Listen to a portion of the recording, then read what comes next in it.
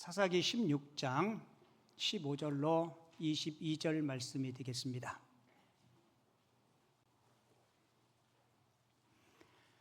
우리 한 절씩 교독하도록 하겠습니다. 들릴라가 삼손에게 이르되 당신의 마음이 내게 있지 아니하면서 당신이 어찌 나를 사랑한다 하느냐. 당신이 이로써 3번이나 나를 희롱하고 당신의 큰 힘이 무엇으로 말미암아 생기는지를 내게 말하지 아니하였도다 하며 날마다 그 말로 그를 재촉하며 주는데 삼손의 마음이 번뇌하여 죽을 지경이라. 삼손이 진심을 드러내어 그에게 이르되 내 말이 머리 위에는 삭도를 대지 아니하였나니 이는 내가 모태에서부터 하나님의 나시린이 되었음이라. 만일 내 머리가 밀리면 내 힘이 내게서 떠나고 나는 약해져서 다른 사람과 같으리라 하니라. 들릴라가 삼손이 진심을 다 알려주므로 사람을 보내어 블레셋 사람들의 방백들을 불러 이르되 삼손이 내게 진심을 알려주었으니 이제 한 번만 올라오라 하니 블레셋 방백들의 손에 여덟 가지고 그 여인에게로 올라옵니다. 들릴라가 삼손에게 자기 무릎을 베고 자게 하고 사람을 불러 그의 머리털 7가닥을 밀고 괴롭게 하여 본즉 그의 힘이 없어졌더라. 들릴라가 이르되 삼손이여 블레셋 사람이 당신에게 그리 닥쳤느니라 하니 삼손이 잠을 깨며 이르기를 내가 신과 같이 나가서 몸을 떨치리라 하였으나 여호와께서 이미 자기를 떠나신 줄을 깨닫지 못하였더라. 2절 말씀은 같이 읽죠. 블레셋 사람들이 그를 붙잡아 그의 눈을 빼고 끌고 가사에 내려가 놋줄로 매고 그에게 옥에서 맷돌을 돌리게 하였더라. 그의 머리털이 밀린 후에 다시 자라기 시작하니라. 아멘. 오늘 읽은 본문 말씀을 가지고 유혹이라는 제목으로 하나님이 주신 은혜를 함께 나누도록 하겠습니다. 그리스 로마 신화에 보면 이런 이야기가 있어요. 지중해 연안에 사는 바다 요정에 대한 이야기인데요. 이 바다 요정이 선원들이 배를 타고 지나가면 매혹적인 노래를 부른대요. 근데 매혹적인 노래, 그 음악 소리를 듣고 선원들이 홀려서 바닷속으로 뛰어들게 하고 그 선원들을 죽게 한다는 이야기입니다. 근데 오디세우스라는 사람이 그 지중해를 항해하게 되었는데 바다 요정의 이야기를 익히 알고 있었어요. 그 노래를 듣기만 하면 그 강한 유혹 때문에 선원들이 바다로 뛰어들고 자신도 뛰어들 수 있다는 이야기를 사전에 알았기에 선원들에게 이렇게 부탁해요. 나를 밧줄로 돛대에 꼼짝달싹 못하게 꽁꽁 묶어달라고 부탁합니다. 그리고 선원들은 노를 젓고 배에서 일을 하기 때문에 꽁꽁 묶어둘 수가 없잖아요. 그래서 밀랍을 가지고 선원들의 길을 다 막아버려요. 이렇게 사전 대책을 강구하였기 때문에 오디세우스와 선원들은 바다 요정의 유혹을 피해서 끝까지 항해할 수 있었다는 이야기입니다. 여러분들도 삶을 살다 보면 크고 작은 유혹, 우리는 유혹 그러면 어떤 이성적인 유혹만을 생각하는데 그렇지 않죠. 우리가 세상을 살아가면서 물질의 유혹, 이성의 유혹, 권력의 유혹, 크고 작은 유혹들이 많은데요. 이 유혹에서 우리 자신을 방어하기 위한 가장 좋은 방법이 있어요. 바울 사도가 디모데에게 주었던 경고의 말씀이기도 한데요. 디모데후서 2장 22절에 보면 이렇게 교훈하고 있어요.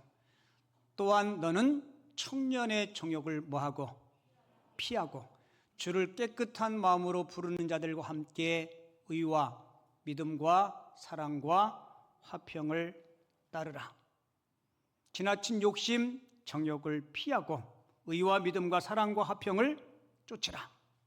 자, 우리가 유혹으로부터 승리하는 가장 좋은 방법은 하나님께로 피하는 것입니다. 자, 같이 읽어볼게요. 시작. 유혹으로부터 승리하는 가장 좋은 방법은 하나님께로 피하는 것이다. 아멘. 여러분, 오늘 본문의 주인공 삼손은 사사기에 등장하는 맨 마지막 몇 번째 사사예요? 12번째. 여러분은 삼손 그러면 가장 먼저 떠오르는 생각이 뭐예요? 들릴라. 그거 말고도 좋은 거 있잖아요. 나시린.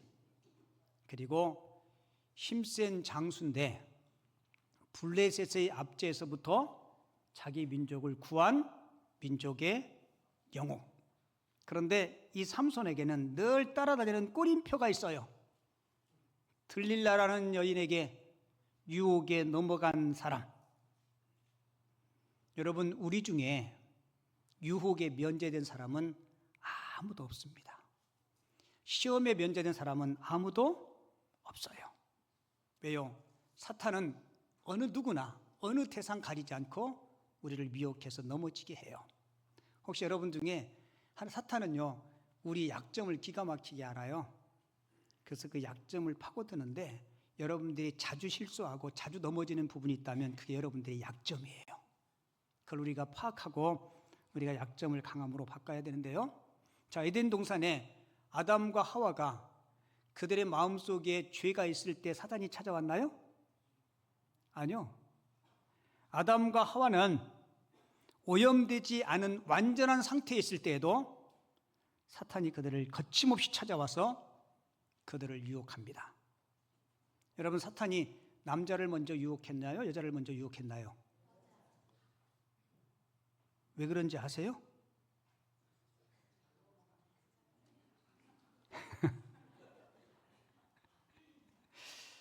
여러분, 사탄이 아담이 아니라 하와를 먼저 유혹했어요. 어떤 사람은 이렇게 이야기하더라고요. 아마 아담보다 하와가 더 이해하고 들으세요. 제 이야기가 아니고 어떤 분이 그랬어요. 멍청해서 뭐해서요? 멍청해서 사탄도 그거를 알고 하와에게 먼저 접근하지 않았을까? 사실은 그렇지 않을 거예요. 이와 관련해서 되게 재미난 이야기가 있는데요. 하나님이 아담을 위해서 하와를 만들어주죠. 그죠? 하와가 아담을 처음 봤을 때 소감이 어쩐지 아세요? 뼈 중에 뼈? 그거 말고 너무 얼굴이 예쁜 거예요. 피부도 백옥 같고 그리고 몸매도 얼마나 아름다운지 와, 흠잡을 데가 하나도 없어요. 아담이 하와를 보고 너무 감사해서 하나님 앞에 하나님 너무너무 감사해요. 그랬더니 하나님께서 하신 말씀이 그래야 내가 하와를 사랑하고 예뻐하지 않겠니? 그리고 며칠 지나고 아담이 다시 하나님을 찾아와서 불평을 늘어놓기 시작해요. 하와가 정말 예쁘고 아름답고 몸매가 좋은 건 맞는데요. 근데 하나님, 하와가 좀 멍청한 것 같아요. 그러자 하나님께서 이렇게 이야기했대요. 야, 이놈아, 하와가 멍청해야 너 같은 놈 사랑할 거 아니냐? 여러분, 하와가 진짜 멍청해서 사탄의 유혹에 넘어갔을까요? 아니에요.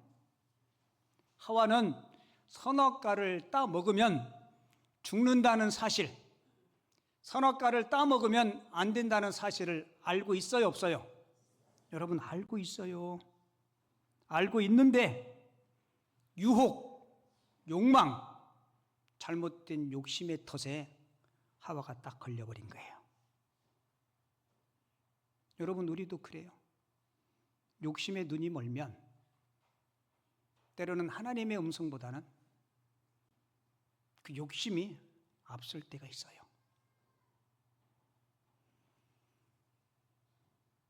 그 천주교 신도들은 자신이 뭘 잘못하고 죄를 지으면 하나님 앞에 직접 고백하는 게 아니고 신부님에게 고백한대요.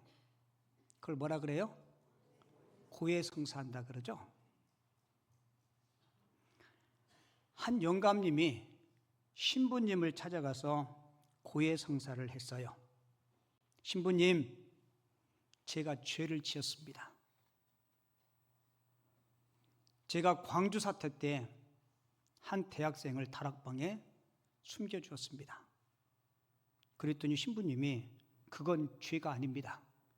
아주 의로운 일을 하신 겁니다. 그랬더니 영감님이 이렇게 이야기하는데요. 그런데 신부님, 제가 일주일에 3만 원씩 받기로 하고 숨겨줬습니다. 그랬더니 신부님 하는 이야기가 그건 잘못했군요. 하지만 회개했으니까, 고해했으니까 이제 됐습니다. 근데 마지막으로 그 영감님이 이렇게 하겠대요. 그런데 신부님, 돈 욕심 때문에 광주 사태가 끝났다고 아직까지 얘기하지 않았습니다. 뭐 때문에요? 돈 욕심 때문에 광주 사태가 끝난 지가 언젠데 아직까지 그 이야기 하지 않았다고. 왜요? 돈 욕심 때문에. 여러분, 오늘 설교하는 저나 여러분들이나 이 유혹에서 죄된 사람은 아무도 없어요. 목사이기 때문에 유혹에서 면제됐다. 아니요. 어쩌면 지도자들, 리더십에게 더 영적인 유혹이 강할 수 있어요. 자, 보세요. 하나님의 아들이신 예수님이 사람의 몸을 입고 이 땅에 오셨습니다. 사탄이 유혹해요, 안 해요? 유혹해요. 심지어 예수님이 하나님의 아들이심을 알면서도 사탄은 유혹합니다. 유혹할 수 없는 존재라는 사실을 알면서도 주저하지 않고 예수님을 유혹해요. 이처럼 마귀는 너나 할 것 없이 저와 여러분들이 곁에서 우리를 넘어뜨리려고 자꾸 유혹해요. 여러분, 삼손이 어쩌면 저와 여러분들보다 더 믿음의 무게가 있었던 사람일지도 몰라요. 오늘 삼손을 통해서 우리에게 주는 교훈을 잠깐 몇 가지 생각해 보도록 하겠는데요. 그 첫 번째 교훈은 같이 읽어요. 시작. 유혹은 영적으로 방심하면 반드시 찾아온다. 자, 삼손은 들릴라가 계속 뭔가를 요구해요. 여러분, 삼손은 들릴라가 뭘 원하는지 알았을까요? 몰랐을까요? 틀림없이 알았어요. 당신의 힘의 근원이 무엇인지.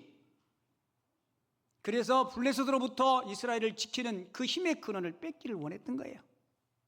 그런데 삼손은 주의를 기울이지 않고 방심했습니다. 아마 어쩌면 들릴라가 예뻤겠어요? 안 예뻤겠어요? 예? 아마 블레셋에서 제일 예쁜 여자를 뽑았을지도 몰라요. 그러니까 삼손이 눈이 뭐였어요? 뒤집혔어요. 아니, 그 미인이 요염한 자세로 아이샤도도 조금 미혹적으로 바르고 립스틱도 진하게 바르고 머리에 브릿지도 하고 훅가시도 좀 넣고 옷도 야식꾸리하게 입고 오고 그리고 목소리도 맹맹한 소리로 자기야 그러면서 당신은 정말 매력 만점이야. 또 근육도 그러면서 아마 칭찬하고 부축이 올랐을 거예요. 그러면서 미터 삼손 씨, 내가 지금까지 많은 사람 만나봤는데 당신한테 내가 홀짝 반했다고. 삼손이 기분이 좋았을까요? 안 좋았을까요? 그러면서 당신의 힘의 근원을 나한테만 얘기해 주라고. 혹시 여러분들 누가 전화해서 집사님, 이거 집사님만 알아. 그러면 이렇게 반응하세요. 사탄아 물러가라! 꼭 그렇게 전화해. 내가 권사님을 믿으니까 권사님하고 친해서 하는 이야기인데 권사님만 알고 있어. 괜찮아. 그리고 권사님은 전화 끊고 어떡할까요? 집사님, 내가 집사님하고 친하니까 집사님만 알고 있어. 그리고 24시간 지나면 저한테 와요. 목사님이 꼭 아셔야 될 것 같다고. 제가 교회 이야기는 맨 뒤에 들어. 제가 들으면 이미 성도들이 다 알고 있어. 여러분, 삼손은 이럴 때 어떻게 해야 돼요? 정신 바짝 차려야 합니다. 자신을 부추겨 세울 때 우쭐하지 말고 그 거룩함을 가지고 장난치지 말았어야 돼요. 근데 삼손은 자기 힘의 비밀, 하나님께서 주신 그 거룩함을 가지고 장난쳐요, 안 쳐요? 장난치죠. 들릴라에게 뭐라고 장난쳐요? 마르지 아니한 새 활주를 7으로 나를 묶어봐. 그러면 힘이 없을 거야. 한 번도 쓰지 않은 새 밧줄로 나를 묶어봐. 내 머리카락 7가닥을 배틀에 넣고 같이 한번 짜봐. 이런 식으로 지금 삼손이 뭐하고 있어요? 장난치고 있어요. 여러분, 이런 일은 방심한 사람들만이 할 수 있는 일이에요. 지금 뭘 방심해요? 나는 절대로 유혹에 넘어가지 않는다. 나는 이래봐도 어머니 뱃속에서부터 뭐라고요? 나실인이다. 여러분이 신앙생활하면서 조심해야 돼요. 목사 아니라 목사 할아버지도요, 방심하면 넘어가요. 여러분들이 성경을 30도겠네, 50도겠네, 뭐 30일 금식기도 했네. 아니요, 다 소용없어요. 솔직히 삼손이 나아도 우리보다 훨씬 더 나았을 거예요. 삼손은 기도로 잉태했고 하나님께서 놀라운 성령의 역사로 그 가정에 선물로 줬어요. 신앙의 가정에서 그는 성장한 사람이에요. 여러분, 영적으로 방심한다는 것은 우리 영혼이 깨어있지 않고 졸고 있다는 겁니다. 혹시 여러분들은 영적으로 깨어있지 않고 졸고 있지 않는지 한번 점검해 보세요. 내가 예배 생활을 성실하고 있는지, 하나님의 말씀을 잘 묵상하고 귀 기울여 듣고 있는지, 그리고 신앙생활하면서 내가 점점 기도와 멀어지고 있지 않는지, 그리고 신앙의 공동체에서 아름다운 교제에 뜸해지고 있지 않는지 여러분 한번 점검해 보셔야 돼요. 여러분들 주변에는요, 들릴라가 접근 안 해요. 우리 남자들 정신 차리세요. 이 꼬라지로는 들릴라가 안 와. 근데 문제는 들릴라 아닌 다른 게 와. 이성의 유혹이 아닌 다른 유혹이 올 수 있어요. 여러분, 사탄은 영적인 존재이기 때문에 우리보다 훨씬 더 지혜로워요.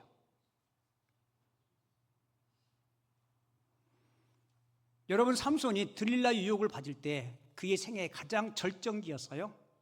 많은 성경학자들은 아마 블레셋으로부터 자기 민족을 구하고 민족의 해방을 가져다 주었을 때 삼손의 나이를 30대 후반에서 40대 초반으로 보고 있습니다. 민족을 구원한 영웅이었어요. 백성들에게 얼마나 칭송과 칭찬을 받겠어요. 가장 삼손의 세계 가운데 가장 정점에 있을 때, 여러분, 정상에 서게 되면 자칫하면 방심할 수 있어요. 자기도 모르게 긴장이 풀릴 수 있습니다. 그래서 사도 바울은 고린도전서 10장 12절에서 이렇게 하게요.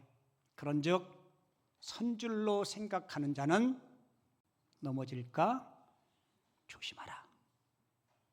혹시 여러분들이 사업이 잘 되고 편안할 때, 하나님께서 주신 은혜가 있어서 근심 걱정 없을 때, 자식들이 주 안에서 형통하고 잘 나갈 때, 여러분, 그럴 때 내가 잘나서가 아니고 하나님께서 주신 은혜임을 깨닫고 더 감사하고 더 하나님을 가까이 할 수 있는 우리 성도님들 꼭 되시기를 바랍니다. 초대교회 교부였던 유명한 교부 암브로스가 이 삼손을 소개하면서 삼손이 유혹에 넘어간 장면을 소개하면서 이런 글을 썼어요. 암브로스의 글인데 읽어드릴게요. 삼손은 사자의 목을 조여 죽일 수 있었으나 자신의 정욕을 죽이지 못한 사람이었고, 원수의 쇠사슬을 쉽게 끊을 수 있었으나 자기의 정욕의 쇠사슬은 끊지 못한 사람이었다. 삼손은 원수의 보리밭에 불을 지를 수 있었으나, 우리 사사기 공부했는데 삼손이 원수의 보리밭에 불 지르길 때 뭐를 사요? 여우 300마리. 고마워요. 역시 배우고 봐야 돼. 여우 300마리 꼬리에 꼬리를 묶어가지고 그 중간에 횃불을 달아가지고 원수의 보리밭에 불을 지르죠. 그 밑에 같이 읽어요. 시작. 자기는 한 여인이 지른 정욕의 불에 타 죽어버린 사람이다. 방심하자마자 거룩한 힘은 떠나고 뭐 하자마자요? 신앙을 느슨하게 늦추자마자 거룩한 힘은 떠나고 정욕의 힘이 서서히 삼손을 사로잡은 것입니다. 여러분, 이 이야기가 남의 이야기 아니에요. 우리가 영적으로 깨어있지 못하고 방심하면, 내 신앙이 미적지근해지면, 교회 생활과 신앙 생활에 매력이 없어지면, 무엇인가 작고 다른데 마음이 끌리면,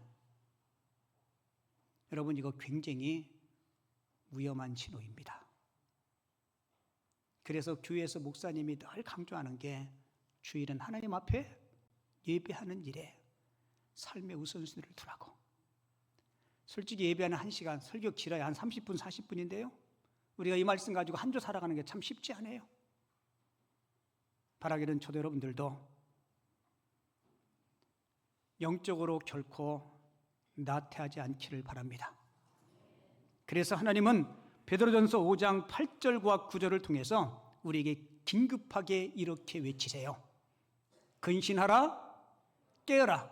너희 대적 마귀가 우는 사자같이 두루다니며, 같이 읽을게요.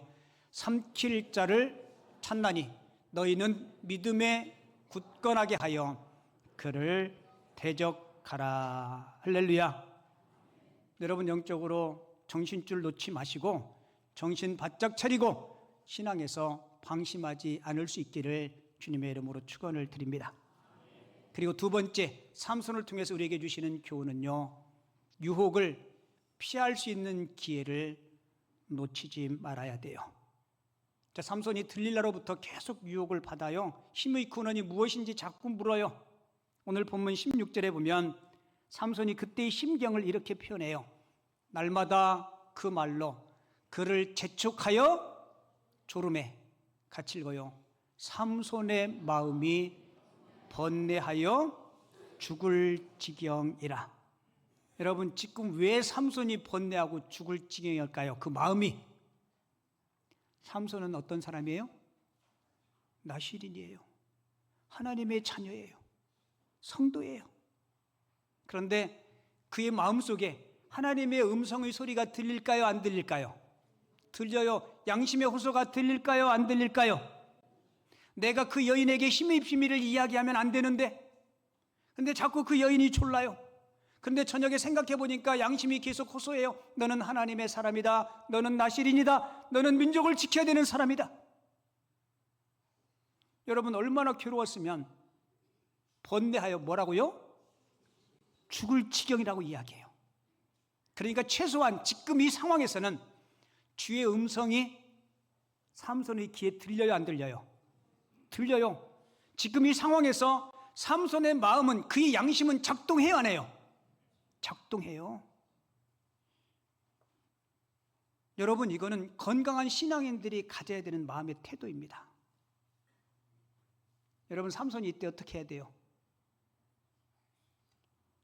이때 무릎 탁 치고 자다가 벌떡 일어나서 하나님 앞에 무릎 꿇어야 돼요. 맞아요, 안 맞아요?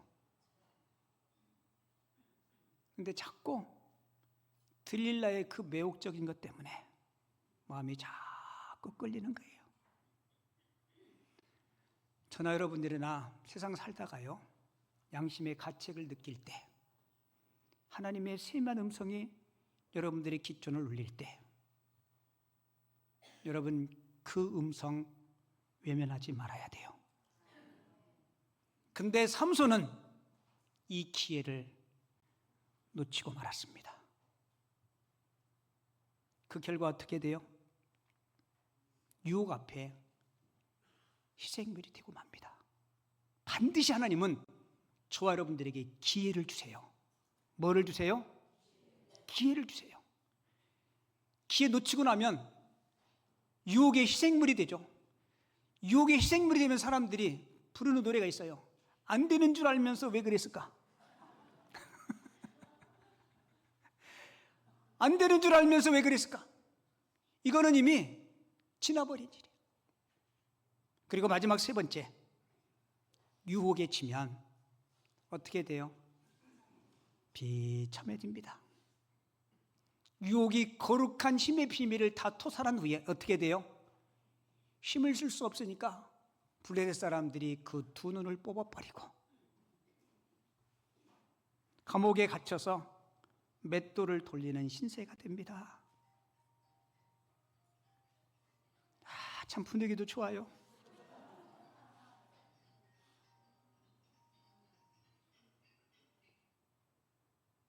그거 확실히 죽여버려야지 떠올려요. 여러분, 삼손이 두 눈이 뽑히고 맷돌을 돌리면서, 아마 맷돌을 돌리다가 이제 힘의 근원이 없어졌으니까 힘도 없었을 거예요. 맷돌 돌리다 지치고 멈추면 아마 블레셋 사람들이 채찍 끄트머리에 날카로운 칼이 박힌 채찍으로 등허리를 후려쳤을 겁니다. 여러분, 삼손이 짐승같이 그 맷돌을 돌리면서 뭐 했을 것 같아요? 내가 나가면 들릴라 이놈의 치집에 내비두나 보라, 그렇겠어요? 그런 마음도 있었겠죠. 하지만 삼손은 들릴라에게 넘어간 것이 아니고 자기 스스로 무너진 거죠. 아마 삼손은 가슴을 찢으며 회개했을 거예요. 근데 오늘 맨 마지막 절에 보면 마지막 희망의 메시지가 기록되어 있어요. 사사기 16장 22절, 그의 머리털이 밀린 후에 다시 자라기 시작하니라. 여기서 다시 자라기 시작했다는 의미가 뭔지 아세요? 잃어버렸던 힘을 하나님께서 다시 그에게 돌려주시고 회복시켜 주었다는 겁니다. 여러분, 히브리서 11장을 믿음장이라 그러죠. 히브리서 11장에 보면 구약의 많은 믿음의 용사들, 믿음의 선진들, 믿음의 조상들의 이름이 기록되어 있어요. 그 히브리서 11장에 삼손의 이름이 있을까요, 없을까요? 확률은 50%. 있겠어요, 없겠어요? 네, 없으면 제가 묻지 않죠. 여러분, 유혹에 넘어간 삼손이 어떻게 히브리서 11장 믿음의 조상들의 이름과 그 반열에 들어갈 수 있었을까? 그 비결은 삼손은 맷돌을 돌리면서 피눈물을 쏟고 가슴을 치면서 하나님 앞에 회개했다는 겁니다. 그랬더니 그 머리카락이 점점 자라기 시작했다는 거예요. 하나님이 그에게 힘을 다시 돌려주신 겁니다. 그를 치유하고 회복시켜 주신 거예요. 그래서 사사로서 그는 위대한 일을 남기고 그의 생애를 마감할 수 있었던 겁니다. 여러분, 솔직히 저나 여러분들이나 죄 한 번 안 짓고 지내온 사람 아무도 없어요. 우리는 하나님 앞에 죄를 지은, 그것도 여러 번 지은 하나님 앞에 전과자입니다. 맞아요, 안 맞아요? 이제 저를 보세요. 결론이에요. 혹시 지금 살면서, 오늘 말씀을 들으면서 혹시 죄의 자리에 머물러 있는 성도들이 있다면 빨리 놓으시기 바랍니다. 아멘 안 할 줄 알았어요. 왜냐하면 탄론할까 봐. 아멘 한다고 아멘 한다고 죄를 지분이 아니고 우리 다짐하는 거예요. 여러분, 철저히 하나님 앞에 내려놓을 때 하나님께서 다시 밀린 머리털에 머리카락을 자라게 해주실 줄을 믿습니다. 그래서 요한일서 1장 9절에 하나님이 이렇게 약속했어요. 만일 우리가 우리 죄를 자백하면 하나님은 미쁘시고 의로우사 모든 불의에서 우리를 깨끗게 하실 것이요. 만일 우리가 우리 죄를 뭐하면? 자백하면. 그 만일이 붙었어요. 모든 사람이 다 죄를 깨닫고 회개하지 않는다는 거예요. 그런데 나의 삶이, 나의 말이, 나의 행동이 잘못이라는 사실을 깨닫고 만면 중에 하나라도 주님 앞에 구하면 하나님은 용서하시고 우리를 회복시켜 주시마 약속하셨습니다. 바라기는 저도 여러분들도 우리 남은 생에 주님께서 주시는 그 힘, 그 능력으로 유혹에 넘어가지 않고 늘 주님 앞에서 승리할 수 있는 하나님의 사람들이 다 되어줄 수 있기를 주님의 이름으로 축원을 드립니다.